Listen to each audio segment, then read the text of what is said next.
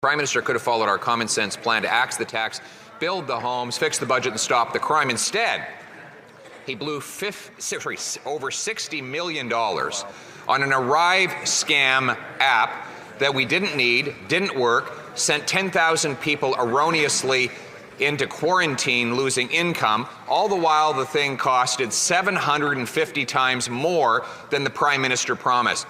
Won't he stand up today and admit that the app is just like him? It's not worth the cost. It's not worth the corruption. The Honourable Minister for Public Safety. Mr. Speaker, the Leader of the Opposition knows very well that the moment there were allegations around cost overruns or inappropriate contracting practices, the Canadian Border Services Agency immediately began an internal audit and made the appropriate referrals to the appropriate authorities. We take the obligation to manage taxpayers' money very seriously. Under no circumstances would we condone what the Auditor General determined to be contracting practices that did not follow the rules, and anybody who didn't will be held to account. Absolutely.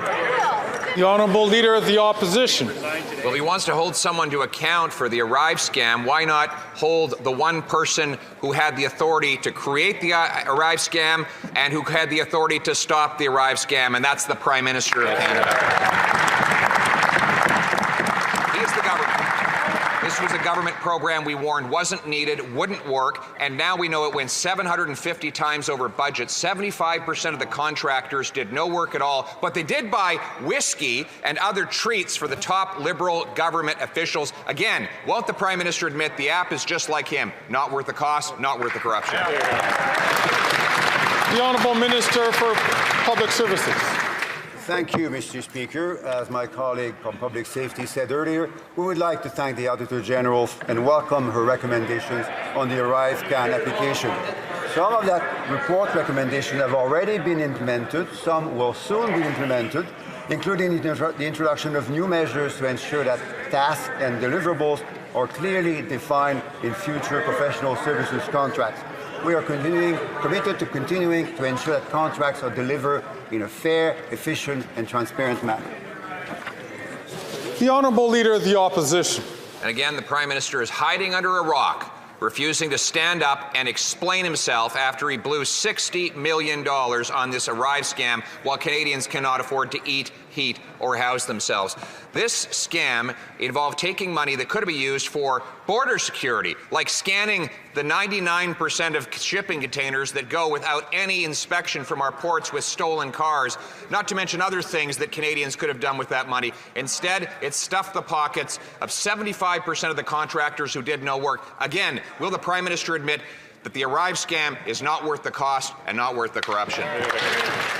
Let's talk about garbage decisions. The Auditor General found that the Liberal government wasted almost $60 million on the ArriveCAN app that no one uses and doesn't even work.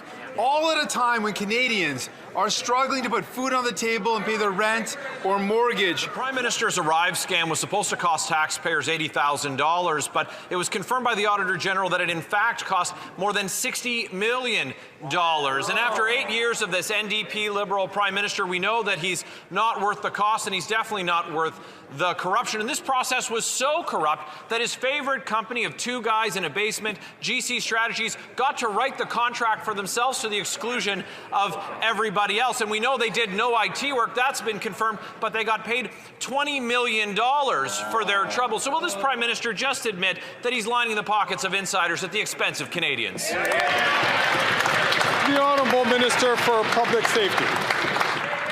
Mr. Speaker, just because our colleague repeats a series of allegations that are not borne out by the facts does not make them true. Absolutely. The facts are, Mr. Speaker, the very moment that there were allegations of inappropriate contracting practices, an internal audit was begun by the President of the Border Services Agency, and referrals were made to the appropriate authorities, including the RCMP. Anybody who did not follow the contracting rules, Mr. Speaker, will be held to account. The Prime Minister's ArriveSCAN app is not worth the cost or the corruption to Canadians. Today, the Auditor General informed us that ArriveSCAN, an app that was supposed to cost $80,000, will now cost Canadians a minimum of $60 million.